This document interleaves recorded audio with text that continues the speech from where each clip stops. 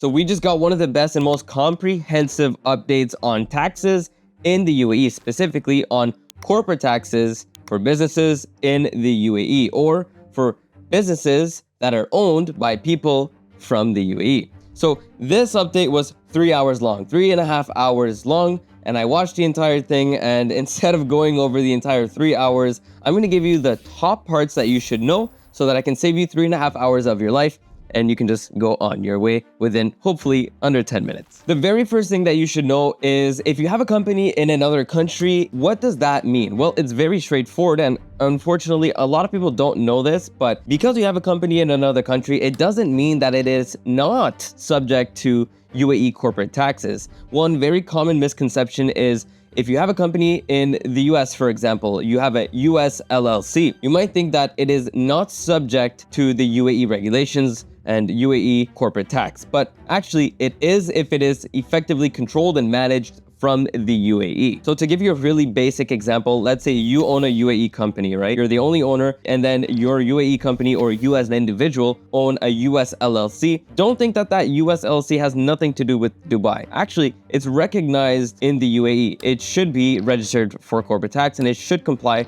with all UAE regulations. So if you simply want to set up a company in Dubai to get residency, then send all of your money to a US LLC and just keep it all there and then pay yourself a personal salary here in Dubai.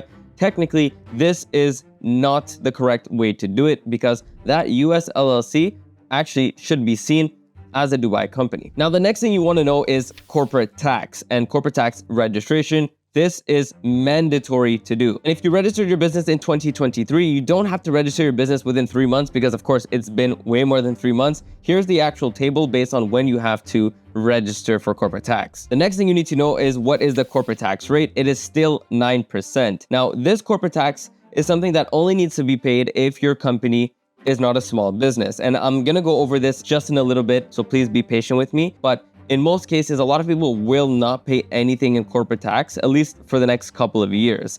And until 2027, a lot of people are just going to be tax-free. As for your personal income, it's still zero. You don't have to pay anything on personal income, personal investments, personal gains on real estate, whatever doesn't have to be taxed. So to clarify, salaries and wages, you have your personal investment income, real estate investment income, tax-free. Now, I mentioned a lot of businesses will not have to pay corporate tax. Now, the reason why is because there is what is called a small business relief. So as you can see on the screen right here, if you have a business that is generating under 3 million AED in revenue, 3 million AED in US dollars is 816 or 817,000 US dollars. If your revenue is under this, you don't have to pay corporate tax. However, if you're literally 1 cent above or $1 above or a dirham above, you do now have to pay a corporate tax, potentially. Now, why do I say potentially? Because if your corporate tax is above this, number one, they're gonna deem you as not a small business. So if you're not a small business, you don't get this small business relief and you don't get the chance to pay 0% tax. So that's number one. Number two,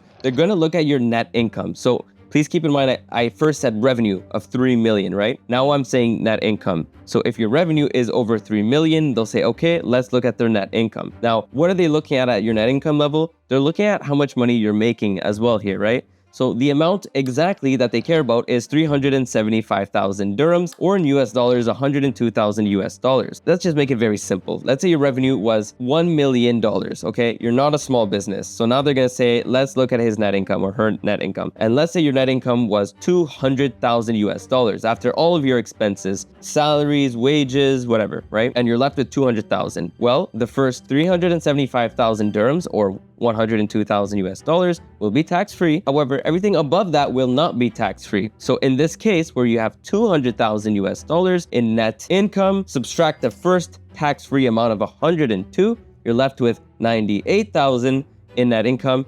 Multiply that times 9%. This is the corporate tax you have to pay. Now, the next thing you have to keep in mind is, depending on your revenue, if you're a small business or not, your returns and your filings are going to be different. If you are a small business, all they care about is your revenue. If it's below 3 million dirhams, well, it's a lot easier. But if it's above 3 million, then at that point, it's not just based on your revenue. You don't just have to tell them your revenue, you now have to tell them your net income. So your accounting will be a little bit more difficult, but if you need our assistance, book a call down below. We would be happy to take care of your accounting, filing, and compliance. Now, one of the most important things to keep in mind is who has to pay this corporate tax. And I'll tell you very clearly, no matter if you're in the mainland or free zone, you probably have to pay it, and I'll explain to you why. The only people who don't have to pay a corporate tax are people with qualifying activities. What are the qualifying activities? Take a look at the screen right here. Manufacturing and processing of goods or materials, trading of qualified commodities in raw form, holding of shares. You can read this list right here and clearly see that you're probably not within this list. So if you aren't, well, you will have to pay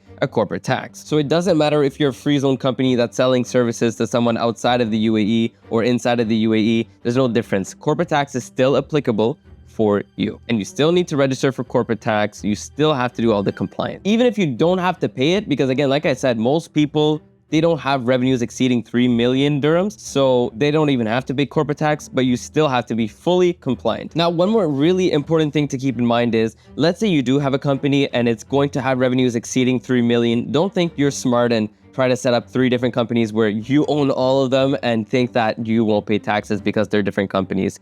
They will be, you know, put under what's called like an umbrella, right? All these companies that you're setting up will open the umbrella and then boom, they're all there, okay? So you can't just send money across all these companies. If you're the owner of all these, it's pretty clear what you're doing. So that basically sums up everything. I hope you found some value in that, and I saved you over 3 hours of watching this video. Hence, it's really valuable. If you do want to watch it, go ahead and watch it. And if you haven't set up your business in Dubai already and you want experts to help you set it up, well, here we are. You can book a call using the link down below. I'd be more than happy to hop on a call with you, or my partner to get on a call with you and explain the entire process from start to finish for you. And if you don't want to book a call just yet, you can watch this video right here where we go over literally everything you need to know. I'll see you on that video or on that call.